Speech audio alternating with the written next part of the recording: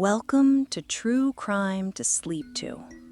Tonight, we step away from the world of violent crime and into the realm of pure deception. Our subject is not a monster, but a phantom of paper and ink, a lonely teenager who led the FBI on one of the most remarkable chases of the 20th century.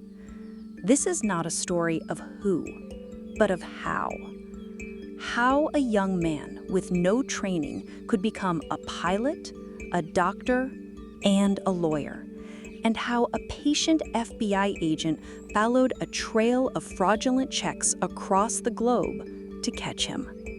This is the story of Frank Abagnale Jr. Case closed, eyes closed. Our story begins in the early 1960s, not with a crime, but with a fractured family. Frank William Abagnale Jr. was a teenager in New York City when his parents' marriage fell apart. The divorce was a pivotal moment, shattering the stable world he knew.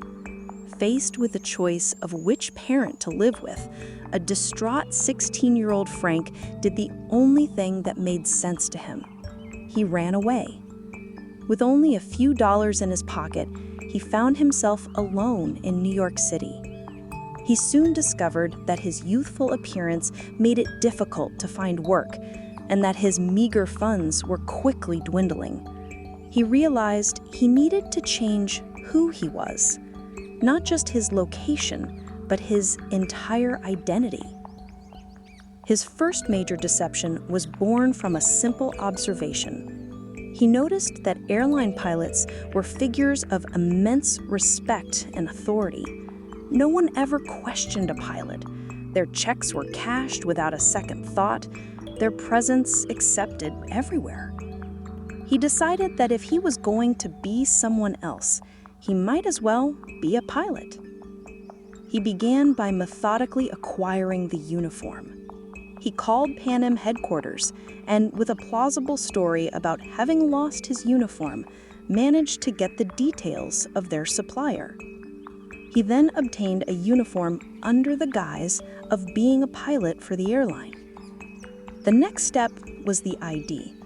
He studied real Pan Am ID cards, acquired the right materials from hobby shops, and painstakingly created a convincing forgery.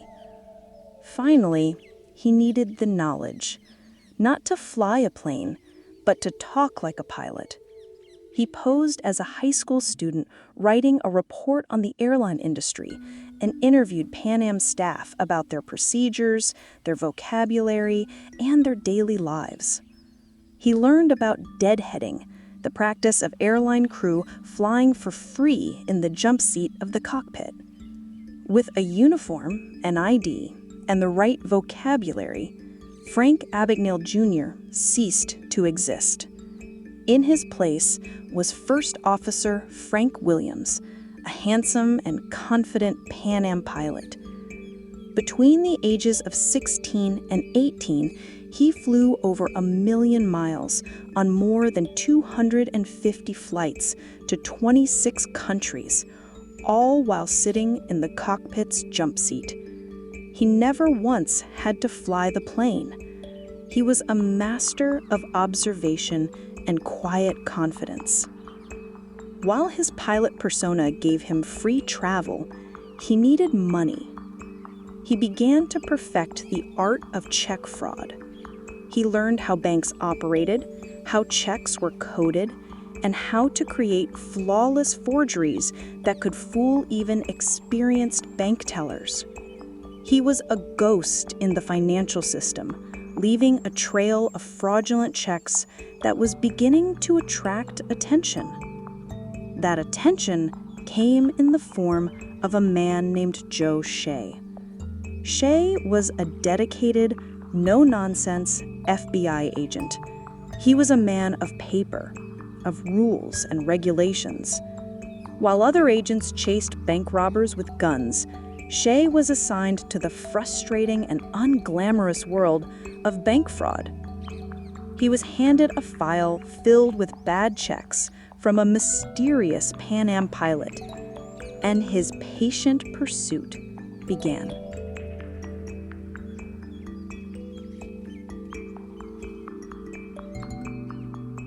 Frank, sensing the net was beginning to close in, decided to change his identity again.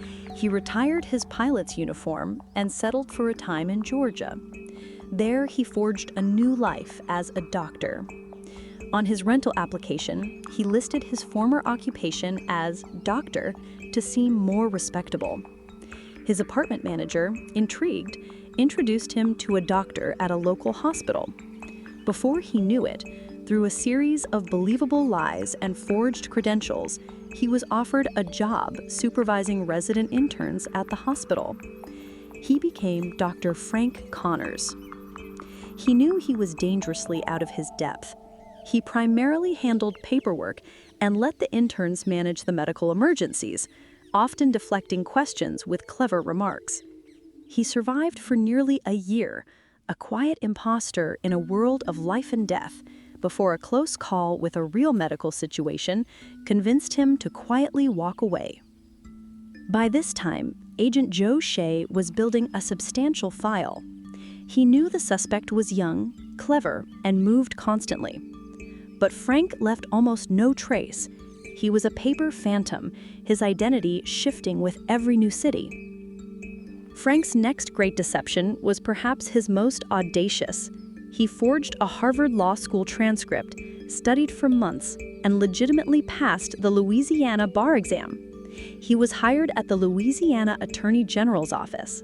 For several months, Frank Abagnale Jr., a high school dropout, worked as a licensed attorney, fetching coffee and doing research for his boss.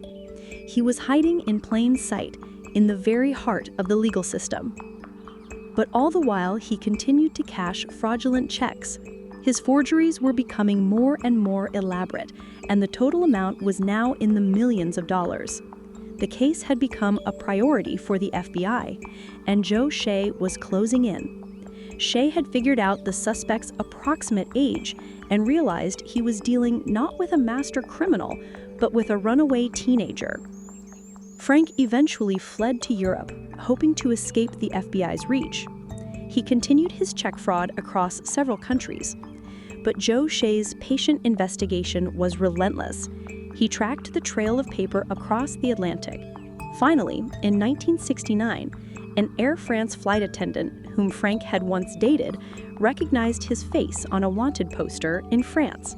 She notified the authorities. Frank Abagnale Jr. was arrested in a French grocery store. He was 21 years old. The great chase was over. After spending time in famously harsh prisons in France and Sweden, he was deported back to the United States. Here, he was sentenced to 12 years in a federal prison, but his story was not over. After 4 years, the FBI, the very agency that had hunted him for so long, made him an offer. They needed his expertise.